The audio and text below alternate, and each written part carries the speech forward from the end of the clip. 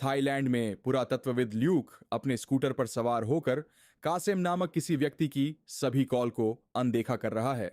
जल्द ही बहुत सी कारें उसे घेर लेती हैं और कासिम ल्यूक से ट्यूब वापस करने के लिए कहता है, जिसमें एक पेंटिंग है जिसे उसने अपने मालिक से चुराया था। कासिम के एक आदमी के पास हथियार है, इसलिए ल्यूक घोषणा करता है कि वह गाड़ी रोक देगा।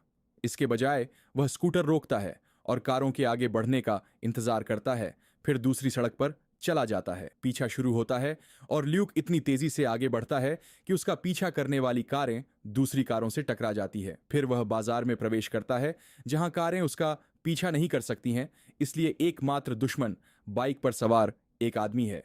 जब ल्यूक एक अपार्टमेंट में प्रवेश करता है तो जगह इतनी तंग होती है कि बाइक सवार भी दुर्घटनाग्रस्त हो जाता है। सीढ़ियों से नीचे उतरने के बाद ल्यूक इमारत से बाहर निकलता है, लेकिन कासिम की कार से उसका रास्ता रुक जाता है। वह अपने स्कूटर से गिर जाता है, लेकिन चूंकि स्थानीय लोग तुरंत कार को घेर लेते हैं, इसलिए ल्यूक रेंग कर निकल जाता है। कासिम हवा में गोली चलाकर भीड़ को डराता है और अपने गुंडों को पैदल ही पीछा करने के लिए भेजता है। घायल पैर के साथ ल्यूक जितनी जल्दी हो सके उतनी तेजी से आगे बढ़ता है, जबकि उसके दुश्मन गोलियां चलाते हैं। वह अपने साथियों को फोन करके बताता है कि वह अपनी फ्लाइट में नहीं पहुंच पाएगा, इसलिए वे उसे ट्रेन लेने के लिए कहते हैं। एक और बाजार पार करने के बाद ल्यूक एक व्यापारी का फूड कार्ड चुरा लेता है और क्वासिम फिर से अपनी कार में उसका पीछा करता है। ल्यूक बाइक से फूड कार्ड को डिस्कनेक्ट करता है और यह कासिम की गाड़ी से टकराता है, जिससे आग फैलती है। क्वासिम फिर ट्रैफिक में फंस जाता है और पुलिस उसे घेर लेती है, जबकि ल्यूक भागने में सफल हो जाता है। स्टेशन पर ल्यूक बाइक से कूद जाता है और ट्रेन के पीछे भागता है।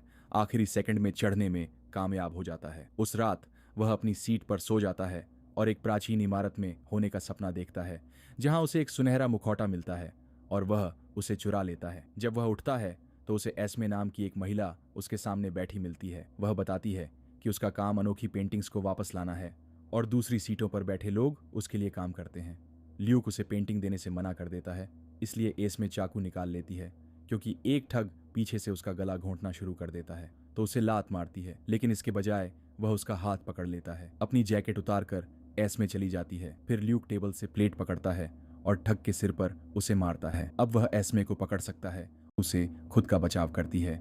इस प्रक्रिया में गलती से ट्यूब का पट्टा कट जाता है। जैसे ही वे पट्टा के अलग अलग छोरों को पकड़ते हैं, ल्यूक उड़ते हुए चाकू को चकमा देता है और ट्यूब को खींचता है ताकि एस्मे को बाथरूम में भेज दिया जाए, जहां वह उसे बंद कर देता है। इसके बाद ल्यूक ट्रेन की छत पर चढ़ जाता है। वह रेलिंग को ठीक से पकड़ नहीं पाता और झोंपड़ी की छत से गिर जाता है।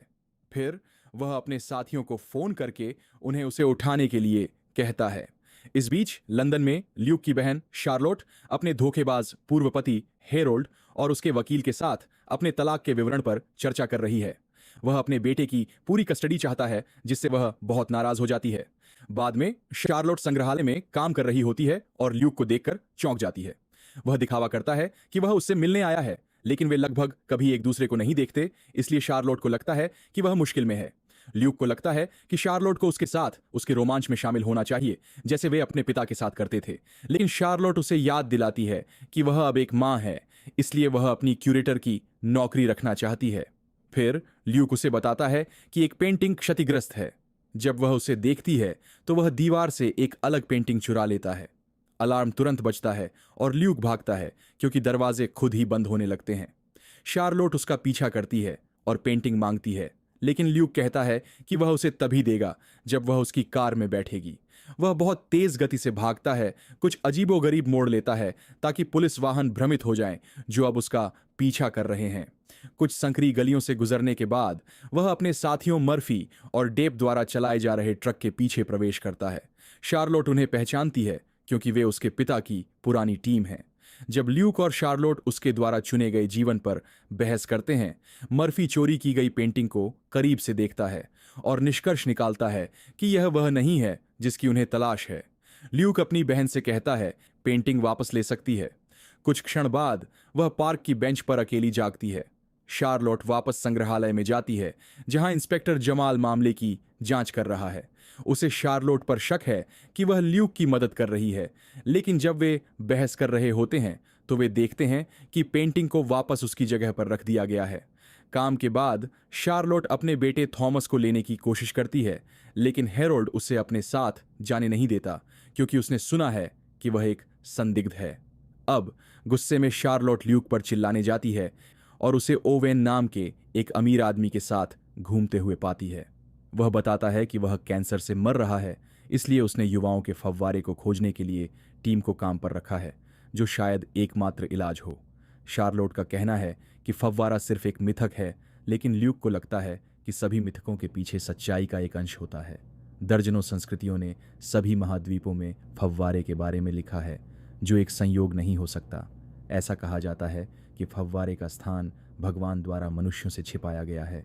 टीम का मानना है कि यह जानकारी पीढ़ी दर पीढ़ी विशिष्ट परिवारों में चली आ रही है, जो पथ के रक्षक हैं, जिनका काम रहस्य की रक्षा करना है। ल्यूक का मानना है कि एस्मे उन रक्षकों में से एक है। 1600 में 6 कलाकारों ने अलग अलग पेंटिंग में सुराग छिपाकर स्थान का पता लगाने के लिए एक पैक बनाया। ये वो पेंटिंग हैं जिन्हें ल्यूक दूसरे देशों से चुरा रहा है। पेंटिंग में गुप्त हस्ताक्षर हैं जो लैटिन में 6 और 1 हैं, जिसका अर्थ है 6 कैनवस लेकिन एक पथ। उन्हें अलग अलग अक्षरों से भी चिह्नित किया गया है, लेकिन टीम अभी तक उनका अर्थ नहीं समझ पाई है। शार्लोट को पता चलता है कि उन्होंने गलत रेम्ब्रांड पेंटिंग चुराई है और चाहते हैं कि वह असली पेंटिंग बताए। वह उनके साथ शामिल होने में दिलचस्पी नहीं रखती क्योंकि वह अपने बेटे के बारे में बहुत चिंतित है। बदले में शार्लोट उन्हें वेंडरबिल्ट परिवार पर शोध करने के लिए कहती है। शाम को ल्यूक एक कैफे में वेंडरबिल्ट्स के बारे में पढ़ रहा होता है, जहां एस्मे उसके पास आती है। वह उसे खोज बंद करने के लिए कहती है, नहीं तो उसे टीम के हर एक सदस्य को गोली मारनी पड़ेगी। अगले दिन ल्यूक थॉमस के पियानो वादन में शामिल होता है और शार्लोट को बताता है कि उसे असली पेंटिंग मिल गई है। कुछ बहस के बाद वह उसे निकालने के काम में शामिल होने के लिए मना लेता है। कुछ समय बाद टीम आयरलैंड में एक जहाज पर एक डूबे हुए क्रूज लाइनर की तलाश कर रही होती है, जहां पेंटिंग आखिरी बार देखी गई थी।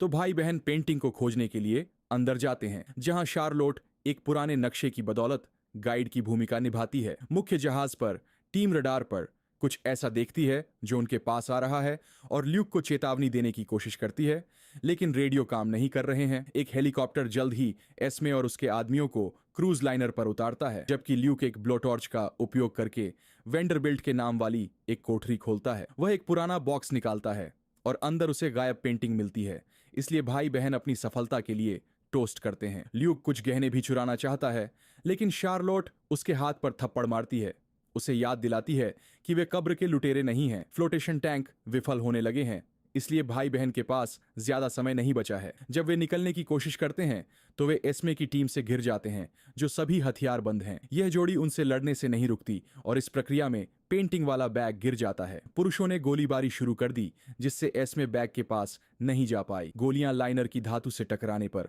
उछलती है और हेलीकॉप्टर से भी टकराती है। दुर्भाग्य से वे फ्लोटेशन टैंक को भी नुकसान पहुंचाती हैं और ल्यूक पेंटिंग को वापस लेने के लिए दौड़ता है, लेकिन जब एस्मे शार्लोट को बंधक बना लेती है तो वह जम जाता है। नुकसान के कारण हेलीकॉप्टर भाग जाता है और क्रूज लाइनर डूबने लगता है। ल्यूक को विश्वास नहीं होता कि एस्मे शार्लोट को चोट पहुंचाएगी और समय खरीदने की कोशिश करता है। तभी अचानक क्रूज लाइनर हिलने लगता है। शार्लोट इस मौके का फायदा उठाकर एस्मे को मारती है और उसे बालकनी से धक्का देकर पानी में गिरा देती है। जब भाई बहन भागने की कोशिश करते हैं तो एक तेज लहर उन्हें वापस अंदर धकेल देती है और ल्यूक का पैर जाल में फंस जाता है, जिससे वह पानी में फंस जाता है। जैसे ही जहाज डूबने लगता है, शार्लोट गोता लगाती है और अपने भाई को मुक्त कर देती है, जिससे वे जल्दी से सतह पर तैर कर आ जाते हैं और नाव में उनकी टीम द्वारा बचाए जाते हैं। जब शार्लोट लंदन लौटती है तो हेरोल्ड उसे थॉमस को साथ ले जाने के लिए कहता है, क्योंकि वह एक नई नौकरी के लिए जापान जा रहा है। वह अपनी नई कंपनी का उल्लेख करता है और शार्लोट को पता चलता है कि ओवेन ने ऐसा इसलिए किया ताकि वह बच्चा पा सके। फिर वह टीम में शामिल हो जाती है और नए चित्र का उपयोग करके अक्षरों को फिर से देखती है। वे दुष्ट शब्द बनाते हैं और एक वाक्य में 6 होने के कारण वे निष्कर्ष निकालते हैं कि यह दुष्ट बाइबल को संदर्भित करता है। यह 1631 की किंग जेम्स बाइबल की एक गलत छपाई है, जिसमें आज्ञा है, व्यभिचार न करने के बजाय तुम व्यभिचार करोगे। उनका काम बाधित हो गया जिन्होंने सभी को बंदूक की नोक पर रखा। ल्यूक ने एक सौदा पेश किया। कासिम उसे और सभी पेंटिंग्स को अपने पास रख सकता है अगर वह अपनी टीम को जाने दे। कासिम सहमत हो जाता है और शार्लोट दूसरों के साथ कमरे से बाहर निकल जाती है। फिर ल्यूक दिखावा करता है कि वह पेंटिंग्स को हथियाने जा रहा है, लेकिन इसके बजाय वह कुछ संगीत बजाता है और जल्दी से टेबल के नीचे छिप जाता है। यह ध्यान भटकाने वाली हरकत पुलिस को अपराधियों पर हमला करने का मौका देती है, जिससे एक बड़ी लड़ाई शुरू हो जाती है। जल्द ही मुक्का मारने से खुली गोलीबारी शुरू हो जाती है और ल्यूक की कार गोलियों से क्षतिग्रस्त हो जाती है। अराजकता के बीच ल्यूक चुपके से पीछे के दरवाजे से निकल जाता है, जहां उसकी टीम उसे नाव पर ले जाती है। लड़ाई जारी रहती है और अंत में पुलिस जीत जाती है। जमाल कंप्यूटर को देखता है और दुष्ट बाइबिल से उद्धरण देखता है। कुछ समय बाद ल्यूक रेगिस्तान में होता है, जहां उसे एक गिलास चमकता हुआ तरल मिलता है। जब वह एक घूंट पीता है तो शार्लोट और थॉमस अविश्वसनीय रूप से तेजी से बूढ़े होने लगते हैं। एक आवाज कहती है, मत पीना, और ल्यूक गिलास गिरा देता है। जब यह टूटता है तो वह विमान में जागता है। टीम ऑस्ट्रिया के लिए उड़ान भर रही है, जहां अंतिम दुष्ट बाइबिल है और थॉमस इस साहसिक कार्य में शामिल हो गया है। बाद में ऑस्ट्रियाई राष्ट्रीय पुस्तकालय में ल्यूक, शार्लोट और डेब को ओवेन द्वारा किए गए एक बड़े दान के लिए धन्यवाद दिया जाता है। बायोलिनियर वर्तमान में थॉमस के साथ एक रेस्तरां में है, जहां वह सभी बच्चों के समृद्ध जीवन के बारे में सवालों के जवाब दे रहा है। तीनों एक गुप्त कमरे में बाइबिल को देखते हैं, जहां लाइब्रेरियन उन्हें एक दूसरे गलत प्रिंट के बारे में बताता है, जिसमें एक गंदा शब्द शामिल है। इस बीच मर्फी बाहर पहरा देता है और एस्मे को अपने आदमियों के साथ आते हुए देखता है, इसलिए वह दूसरों को चेतावनी देता है। ल्यूक एस्मे से मिलने के लिए बाहर जाता है और कुछ मजाक के बाद वे अलमारियों और फर्नीचर का उपयोग करके लड़ाई शुरू कर देते हैं। एस्मे का एक आदमी उसकी मदद करने की कोशिश करता है, लेकिन ल्यूक उसे जल्दी से पीट देता है। फिर एस्मे उसे बंदूक की नोक पर पकड़ने की कोशिश करती है और ल्यूक उसे निहत्था कर देता है। इसलिए वह उसका गला घोंटने के लिए रस्सी का इस्तेमाल करती है। चूंकि वह कदम रख रही है, ल्यूक उसे धक्का देता है और उसे झूमर से लटका देता है। जैसे ही ल्यूक गुप्त कमरे में लौटता है, मर्फी उसे सूचित करता है कि पुरुषों ने सभी निकासों को कवर कर लिया है, इसलिए उन्हें प्लान बी के साथ जाने की जरूरत है। तीनों लाइब्रेरियन को स्प्रे से सुला देते हैं और डेब द्वारा फर्श पर एक छोटा बम रखने से पहले बाइबिल चुरा लेते हैं। इससे एक छेद बनता है जो उन्हें सीवर के माध्यम से भागने की अनुमति देता है। उसी समय एस्मे के आदमी ओवेन का अपहरण करने की कोशिश करते हैं, जो थॉमस को चोट पहुंचाए बिना कुछ ही मिनटों में उन्हें आसानी से पीट देता है। शाम को जमाल लाइब्रेरी में आता है और ल्यूक का पता लगाना शुरू कर देता है। होटल में टीम ने बाइबिल का निरीक्षण किया और पाया कि उस पर एक बड़ा अंक दोहराया गया है, जिसमें केवल 1 से 7 तक की संख्याएं हैं। हालांकि वे इसे डिकोड करने का कोई तरीका नहीं खोज पाए। उस समय शार्लोट ने घोषणा की कि वह जा रही है, क्योंकि उसने सुना है कि थॉमस के साथ क्या हुआ। बाहर निकलते समय थॉमस ने शार्लोट को बताया कि टीम समस्या से गलत तरीके से निपट रही है। दोनों तुरंत वापस चले गए और थॉमस ने टीम को बताया कि ये अंक वास्तविक संख्याएं नहीं हैं, वे 7 बुनियादी संगीत नोटों का प्रतिनिधित्व करते हैं। वह कोड का अनुसरण करते हुए एक गाना बजाता है और एक त्वरित इंटरनेट खोज से पता चलता है कि रेगिस्तान में इसका पानी है। यह गाना इतना पुराना है कि कोई नहीं जानता कि इसे किसने लिखा है, लेकिन यह प्राचीन दुनिया के 7 अजूबों का सम्मान करता है। टीम ने 7 अजूबों को मानचित्र पर हाईलाइट किया और उसके ऊपर पेंटिंग से रास्ता बनाया और पाया कि दोनों रास्ते एक ही लाइन में हैं, सिवाय गीजा के पिरामिड के, जिसका मतलब है कि फव्वारा वहां है। वे मिस्र की यात्रा के लिए तैयार हो जाते हैं और ओवेन शार्लोट को यह वादा करके आने के लिए मना लेता है कि वह सुरक्षा को काम पर रख रहा है। उस रात ल्यूक फिर से मुखौटे के बारे में सपना देखता है और इस बार एक अजीब आकृति उसके पास पहुंचती है। जब यह रेत को छूता है तो एक काला पदार्थ फैलने लगता है और ल्यूक को भ्रष्ट कर देता है। उस पल वह जागता है और शार्लोट उससे पूछती है कि वह ओवेन के बारे में कितना जानता है। ल्यूक वादा करता है कि वह एक अच्छा लड़का है, लेकिन वह चिंतित है। कुछ समय बाद टीम मिस्र पहुंचती है। ल्यूक थॉमस को पिरामिड के कुछ उन्नत स्कैन दिखाता है, जो छिपे हुए कक्षों को प्रकट करते हैं जिन्हें आज तक कभी नहीं देखा गया था। पिरामिड में शार्लोट सुरक्षा टीम को देखती है और आश्चर्य करती है कि उनके पास इतने सारे बैग क्यों हैं। एक प्रसिद्ध प्रोफेसर उन्हें पिरामिड का दौरा कराता है, लेकिन वह नहीं जानता कि गुप्त कक्षों में कैसे पहुंचा जाए। ओवेन बहुत अधीर हो रहा है और अपने आदमियों को खुदाई शुरू करने का आदेश देता है, जिससे पता चलता है कि उनके बैग में जो चीजें हैं वे औजार हैं। प्रोफेसर ऐसे महत्वपूर्ण ऐतिहासिक स्मारक को नुकसान पहुंचाने का विरोध करता है, लेकिन ओवेन के आदमी उसे बाहर निकाल देते हैं। शार्लोट भी विरोध करती है और ओवेन उस पर झपट पड़ता है। उसकी बातचीत और भी ठंडी और गणनापूर्ण हो जाती है। बाहर जमाल आता है और अंदर जाने के लिए कहता है, लेकिन गार्ड उसे भगा देते हैं। जमाल कुछ मिनटों में पुलिस की गाड़ियों के साथ वापस आता है, इसलिए सुरक्षा दल गोलीबारी शुरू कर देता है और वाहनों को उड़ाना शुरू कर देता है। बचे हुए लोग छिप जाते हैं और जवाबी फायरिंग करते हैं। पास में एस्मे देखती है और इंतजार करती है। टीम में वापस वे एक छिपा हुआ रास्ता ढूंढते हैं और उसे पार करके आखिरकार विशेष कक्ष तक पहुंचते हैं। वहां एक बड़ी संरचना है जिसे हटाने की जरूरत है, लेकिन वे इसे धकेलने के लिए पर्याप्त मजबूत नहीं हैं। ओवेन अपने आदमियों को उनके औजार लाने का आदेश देता है और शार्लोट यह देखकर भयभीत हो जाती है कि उनके बैग में भी बंदूकें हैं। उपकरण भी काम नहीं करते हैं और ओवेन विस्फोटक लगाना चाहता है, जिसका दोनों भाई बहन विरोध करते हैं। थॉमस एक पुराना वाद्य यंत्र ढूंढता है और उसे बजाना शुरू करता है, जिससे चैम्बर में पाइपों की एक प्रणाली का पता चलता है जो ध्वनि संचारित करती है और संरचना को प्रभावित करती है। सही समय पर शार्लोट घंटा बजाती है और संरचना पर रेत के आकार बनाने से पहले पूरा चैम्बर हिल जाता है। सिर्फ एक हाथ का उपयोग करके शार्लोट अब संरचना को हिलाकर लिफ्ट को उजागर कर सकती है। टीम उस पर चढ़ जाती है और नीचे जाने लगती है। बाहर मर्फी और डेब तय करते हैं कि सुरक्षा दल बहुत आगे निकल गया है और कुछ लोगों को नीचे लाने के लिए उन्हें पीछे से आश्चर्यचकित करते हैं। दुर्भाग्य से डेब के हाथ में गोली लग जाती है और मर्फी को उसे बचाना पड़ता है। जब एक गार्ड उन्हें मारने वाला होता है तो एस्मे बीच में आ जाती है और आसपास के गुंडों को पीटती है। और भी लोग खुली गोलीबारी के साथ उसके पीछे आते हैं, इसलिए वह वापस गोली चलाते समय एक शरीर को ढाल के रूप में इस्तेमाल करती है।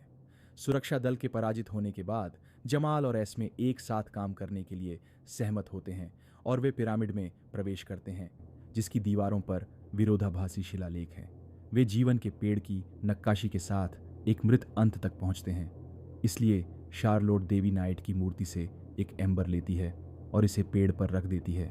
दीवार खुलती है और वे दूसरे कमरे में प्रवेश करते हैं, लेकिन खुद को बहुत ऊंचाई पर पाते हैं। ल्यूक नक्काशी पर एक रत्न को छूता है और दीवारों से सीढ़ियों का एक गुच्छा बाहर निकलता है। वे सीढ़ियों से नीचे जाते हैं और ज़मीन पर पहुंचते हैं, जहां एक छोटा सा छेद अचानक खुलता है और भी सीढ़ियाँ और एक और कक्ष दिखाई देता है। बीच में पानी का एक छोटा सा पोखर है जो युवाओं का फव्वारा प्रतीत होता है। शार्लोट सभी को दीवारों पर लिखी चेतावनियों की याद दिलाती है।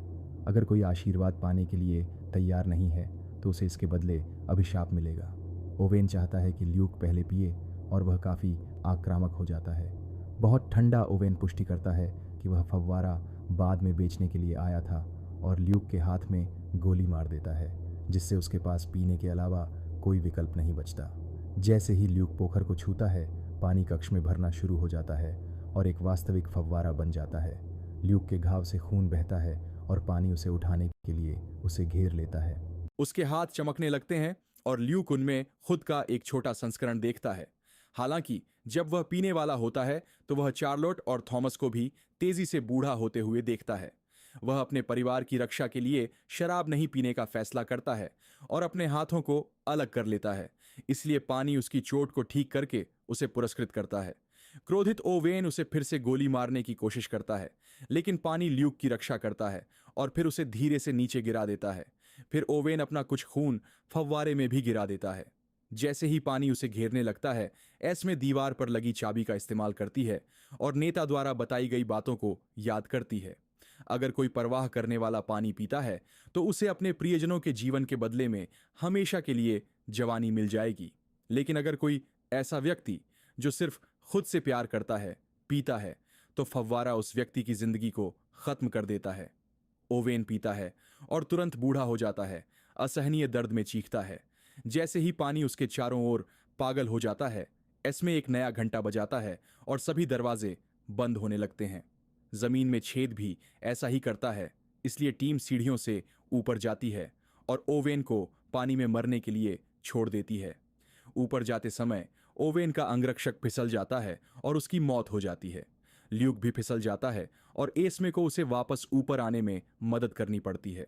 गलियारे भी बंद हो रहे हैं, इसलिए उन्हें बाहर निकलने के लिए बहुत सारी बाधाओं को चकमा देना पड़ता है। जब सभी बाहर आ जाते हैं तो जमाल को यह स्वीकार करना पड़ता है कि हर चीज के पीछे असली अपराधी ओवेन था। एस्मे कबूल करती है कि वह ल्यूक की दृढ़ इच्छा शक्ति से प्रभावित है और अलविदा कहते हुए उसके गाल को चूमती है। भाई बहन एक नए रोमांच पर जाना चाहते हैं और थॉमस कहता है कि उसके पास एक विचार है। सब्सक्राइब करना सुनिश्चित करें और नोटिफिकेशन चालू करें